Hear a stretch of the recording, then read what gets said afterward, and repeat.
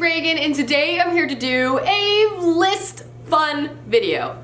I love list videos. Basically, today I'm gonna be going over every single book I read in 2017. I recently posted my top books of 2017, and in that video I mentioned I read a total of 62 books. In addition to that, this year was one of my best reading years, so narrowing it down to a top 10 book was very, very difficult. So I really wanted to make a video where I showed every single book I read, give the star readings for all of those books, say which month I read it in. So if you want more in-depth information, you can go to that month's wrap up. But I also, in the course of this video, wanted to shout out a few of the books that like almost made my top 10 list, but didn't quite make it. Because I still love those books and I feel like I need to talk about them in some wrap-up capacity. Also, in collecting all the books for this video, it also made me realize all of the books I had to get rid of before my big move to Chicago, which makes me really sad. I was like collecting the books and I was like, oh yeah, I had to get rid of that book. Oh, and this one too.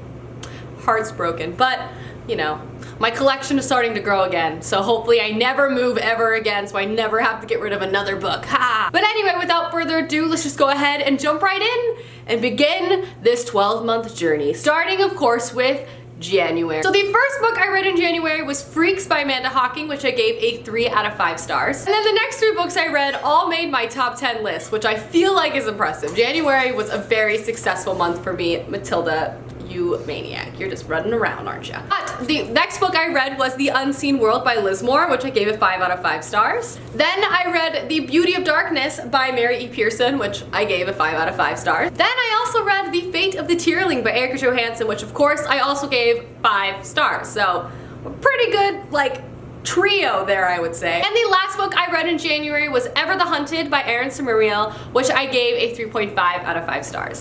Now moving on to the month of February. The first book I completed was The Alchemist of Loom by Elise Kova, which I gave a 4.5 out of 5 stars. Then I read The Battle for Wandla by Toni de Tillerizzi, which I gave a 4 stars to. I also read this month My Lady Jane, which I gave a 3.75 out of 5 stars. It was a lot of fun. And then the last book I completed this month was Dark Matter by Blake Crouch, which I gave a 4 out of 5 stars to. If you want an intense sci-fi thriller, I would recommend this book. Alrighty, now moving on to the month of March. I started out the month with Wind Witch by Susan Dennard. This is definitely a book that I loved and a series I loved that didn't quite make my top 10 list, but I highly recommend it.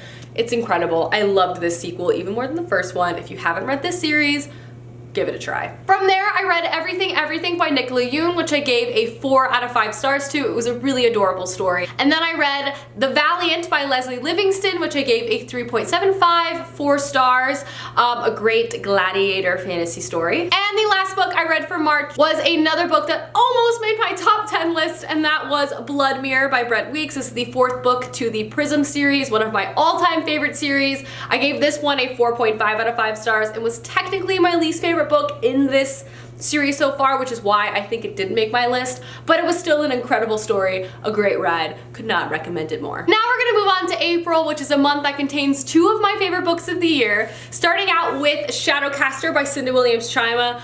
I just love Cinda Williams-Chima and this series so much, and I'm actually pretty excited because the 3rd one comes out soon. We're at the beginning of 2018. These always come out spring 2018, so I'm anxiously awaiting. But this is an amazing story, made my top list. I love it. I will never shut up about it, so just get used to it. And then I also read Strange the Dreamer by Laini Taylor, which I gave a 5 out of 5 stars to. Another incredible story that made my top 10 list. It's also very shiny.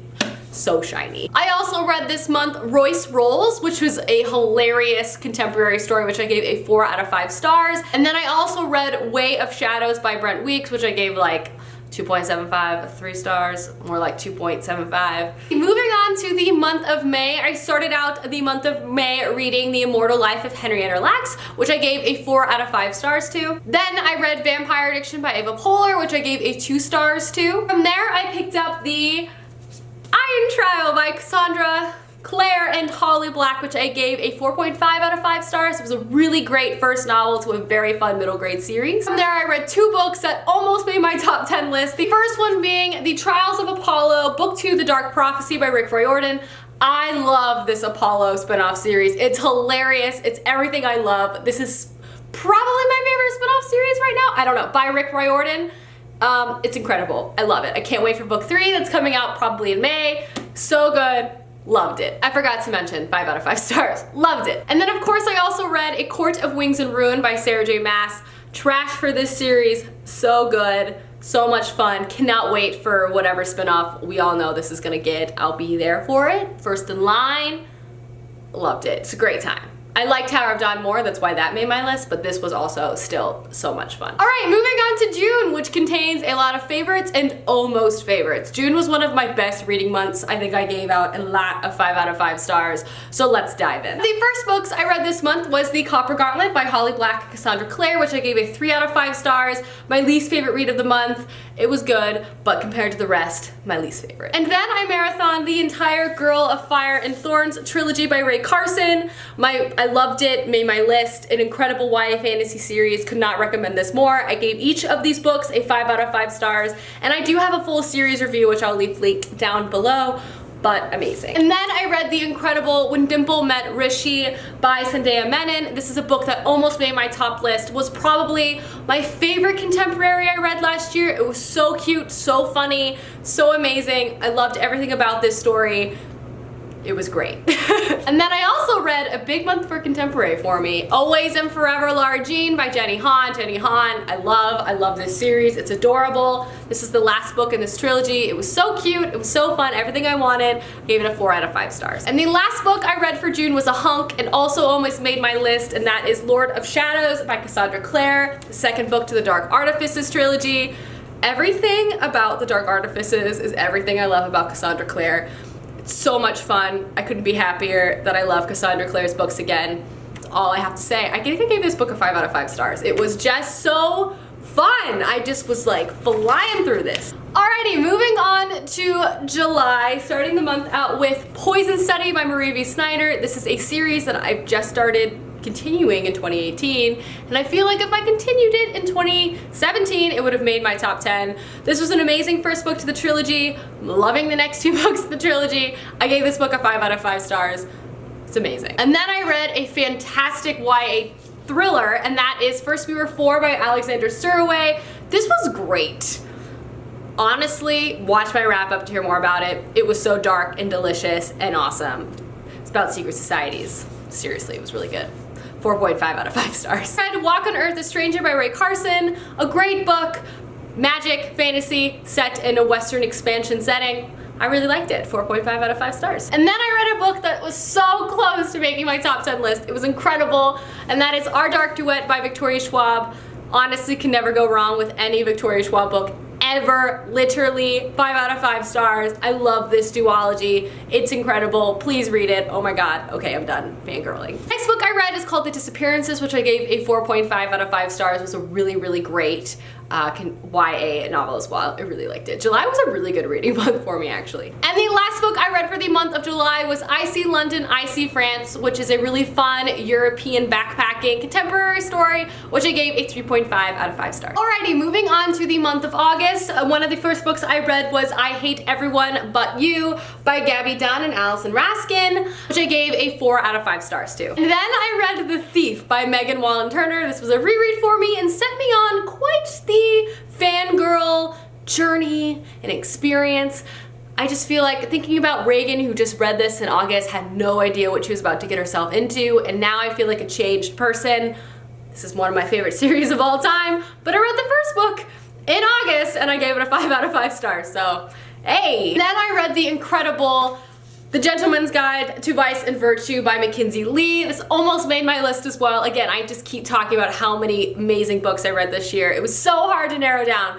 This was amazing. So much fantastic representation. Could not recommend this book more. It's so much fun. I gave it a 4.5 out of 5 stars. It was a joy, pure joy. And then I read Tina Fey's, or read Tina Fey's Bossy Pants. I listened to the audiobook on the way during the move to Chicago. What a memory. And I gave this book a 3.5 out of 5 stars. It was enjoyable. And then I read The Last Magician by Lisa Maxwell, which is a really interesting turn of the century YA fantasy novel, which I also have a full review, which I'll leave linked down below. But I gave this a 4 out of 5 stars, 4.25 out of 5 stars. It was really good. Alrighty, now moving on to the month of September. The first book I read this month was Sourdough by Robin Sloan, which I gave a 4 out of 5 stars to. And then I read another book that I feel like it's weird to think about reading the first book for the first time, but I read A Darker Shade of Magic by V.E. Schwab, which Clay is currently reading, and I gave this book a 5 out of 5 stars to, and also sent me on a journey that feels like changed my reading life forever because I read the whole series this year. Again, I just had no idea what I was getting myself into in September. Awesome. And then I read One Dark Throne by Kendare Blake, which also didn't make my top 10 list, but like was incredible, and any other year totally would. It was so good. I give it 5 out of 5 stars. I loved it. This series is everything. Next up was Tower of Dawn by Sarah J Maas, my new fangirl obsession by Sarah J Maas, 5 out of 5 stars. Kale forever. Kale is love, life, heart, everything I want, always. So 5 out of 5 stars. And lastly, I read Geekerella by Ashley Poston, which I gave a 3 out of 5 stars. All right, moving on to the month of October. Starting out the month, I read A Gathering of Shadows by V.E. Schwab. The journey continues, 5 out of 5 stars. I think this might be my favorite one. I don't know, it's too hard to pick. Then I also read The Queen of Atolia, the second book to the Thief series by Megan Wallen Turner. Again, the journey continues, 5 out of 5 stars. Next up, I read Enchantment of Ravens by Margaret Rogerson, which is a fantastic fae YA story. Beautiful, lyrical, 4.5 out of 5 stars. And lastly, for the month of October, I read London Can You Wait by Jacqueline Middleton, which I gave a 4 out of 5 stars. Alrighty, moving on to the month of November. We're in the home stretch. I read The Empress by S.J. Kincaid, which I gave a 3.75 out of 5 stars, or 4 stars. It was really good. And then I completed the Darker Shades trilogy with The Conjuring of Light in November, which I gave a 5 out of 5 stars to. I'm still not emotionally over it. And then I read The Wizards of Once by Cressida Cow, which I gave a 3.75 out of 5 stars. A great middle grade story with amazing illustrations throughout the whole thing. It was a really fun read. I read Vengeance Road and Retribution Rails by Erin Bowman. I gave Vengeance Road a 3.5 and Retribution Rails a 4.5 out of 5 stars. And lastly, I read The King of Atolia, probably my favorite book and the 4 books I've read in this series so far. I gave a 5 out of 5 stars to this by Megan Wallen Turner. The journey. Alrighty guys, now we're on to December, the very last month of the year. I have A Conspiracy of Kings by Megan Wallen Turner. 5 out of 5 stars. How many times do I gotta say it? And I read Meet Cute by a variety of different authors because this is an anthology short story collection, which I gave a 3.5 out of 5 stars. I read Witchwood by Taheda Mafi, which is a really amazing next novel to our middle grade series, which was just so beautiful and a lot darker. It had a lot of really deep themes, I feel like, in this one. Anyway, I gave it 4.5 out of 5 stars. It was really, really amazing. I read The Power by Naomi Alderman, which I gave a 3.75 out of 5 stars. And the very last book I read for 2017 ended up being one of my favorite books of the year. Isn't that funny how that happens? And that is Nevermore, The Trials of Morgan Crow by Jessica Towson, which I gave a 5 out of 5 stars to. Alrighty guys, that was every single book I read in the year 2017. I'll have all my wrap-ups and any reviews to any of these books linked down below for you if you're interested. Anyway, I hope you guys enjoyed this video, and I'll see you soon with another one soon. Goodbye!